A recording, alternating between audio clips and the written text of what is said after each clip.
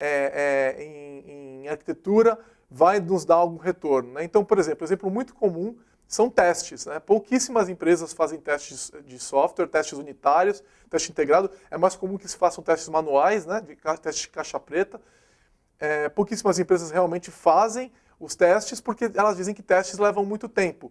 Então elas fazem o quê? Elas não fazem o teste para terem uma produtividade maior na produção do código no começo, e aí no final o que acontece é que a produtividade cai violentamente, porque a gente não tem segurança quando a gente vai mudar o código, e a falta de segurança é um resultado da falta de teste. Tá? Então, é esse tipo de coisa que acontece. Então, como é que a gente pode resolver isso, certo? Então, a ideia agora é a gente discutir isso e vamos ver algumas maneiras, algumas técnicas que já foram utilizadas para resolver esses problemas. Então, como eu já falei, a primeira, mais comum, foi o desenvolvimento waterfall, que surgiu aí lá uns 30 anos atrás, 40 anos atrás. E é engraçado que o criador do Waterfall Paper, um dos papers que dá origem ao Waterfall, a própria pessoa argumenta que ele não funciona. Né? Então, supostamente a gente teria que estar voltando para as fases anteriores porque teria necessidade. Então esse modelo ele já surge com recomendações para não segui-lo à risca, certo? Que ele já vai apresentar problemas. Então esse modelo de fazer primeiro o levantamento, depois vai para uma fase de análise, depois vai para uma fase de codificação, depois para uma fase de teste, depois implantação, de forma que eu não possa voltar para a fase anterior, já está em desuso, está cada vez mais em desuso nas empresas. E já se comprovou que não funciona. Então, esse é o grande problema, sempre precisando voltar o modelo. E a gente tem aí algumas organizações tentando resolver esse problema. Né? Então, o PMI, propondo algumas práticas, o CMMI propondo práticas, o RUP, agora o MPSPR, que é o nosso CMMI brasileiro, né? E essas são tentativas que já estão aí já há bastante tempo. Né? E vocês percebem lá, lembrando do gráfico que a gente teve antes lá do Chaos Report do Standard Group, que nosso índice de sucesso não tem mudado. Aliás, tem piorado. Né? Então, agora é a hora da gente começar a abordar essas práticas com os problemas de frente e tentar resolvê-los. E é isso que nós vamos ver agora. O Scrum ele vai ter aí uma tentativa de abordar esse problema sem encarando eles de frente e tentando realmente o tempo todo em ciclos, em interações constantes, resolvendo eles. Como é que a gente vai fazer? O que é o Scrum? É um framework de controle iterativo e incremental. Não é uma metodologia, é um framework. O que isso significa? Significa que ele é algo que possui conceitos sobre o qual você vai construir outras coisas. Você vai talvez construir uma metodologia sobre o Scrum. Okay? O Scrum ele não vai te dar todas as respostas para o seu processo de desenvolvimento de software. Por exemplo, o Scrum não vai te falar como você tem que fazer testes unitários, não vai te falar como que você tem que fazer testes integrados, ou não vai te dizer quais documentos você tem que utilizar. Tá? Ele é um modelo de controle do processo, iterativo e incremental. Então, a gente vai fazer sempre iterações curtas e vai incrementando o produto ao longo dessas iterações.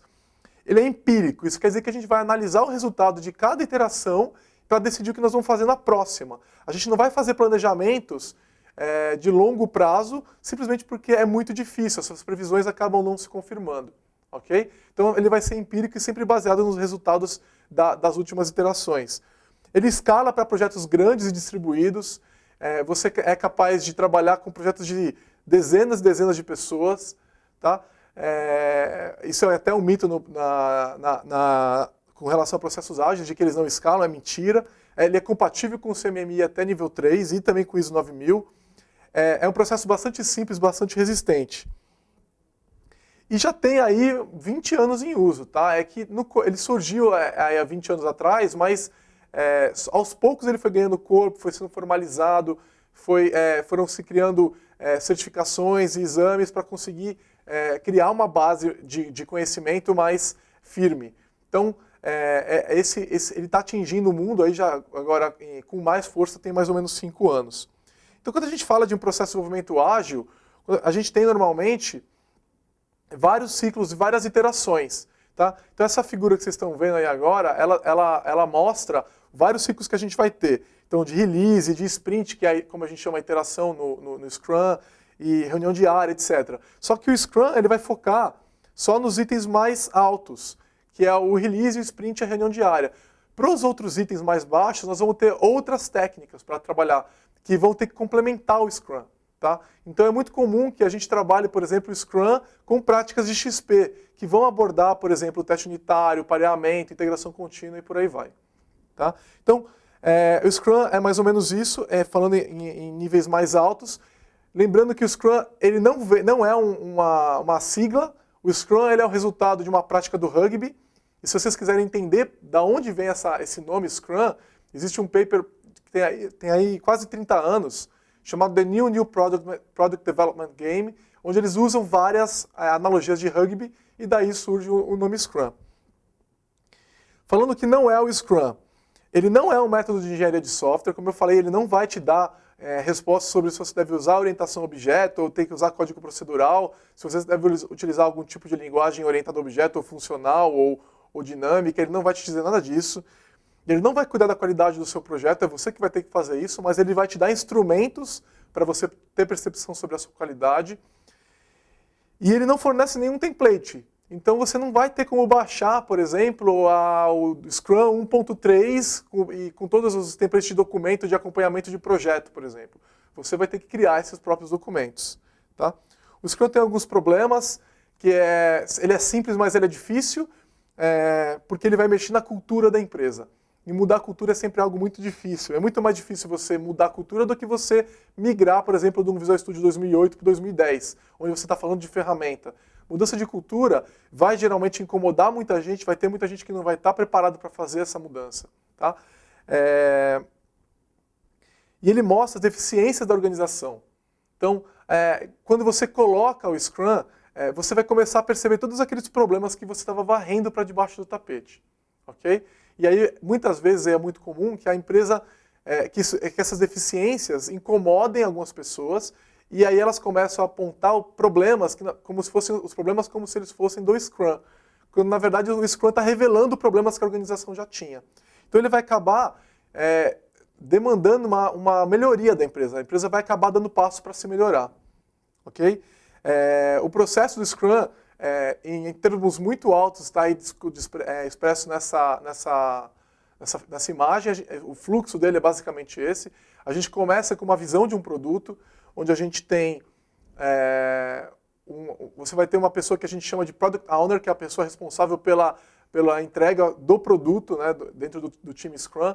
E essa pessoa vai desenvolver, junto com outras pessoas, mas ela é responsável por desenvolver uma visão do produto, vai criar um backlog de itens para entregar essa visão, e aí a gente vai começar a fazer em iterações a codificação e todo o desenvolvimento desse produto, e no final de cada iteração nós vamos ter algo potencialmente entregável.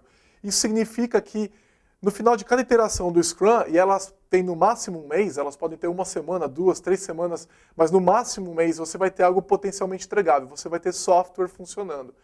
Isso quer dizer que a gente não vai ter documentos no final dessa interação. A gente vai ter realmente algo que o usuário vai poder clicar e acessar e realmente interagir.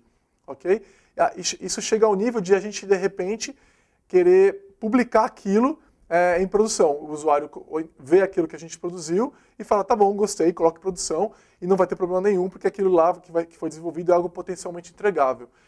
Se vocês pararem para pensar, a quebra de paradigma é violenta, porque hoje, nos processos tradicionais, demora meses para você poder ter algo potencialmente entregável.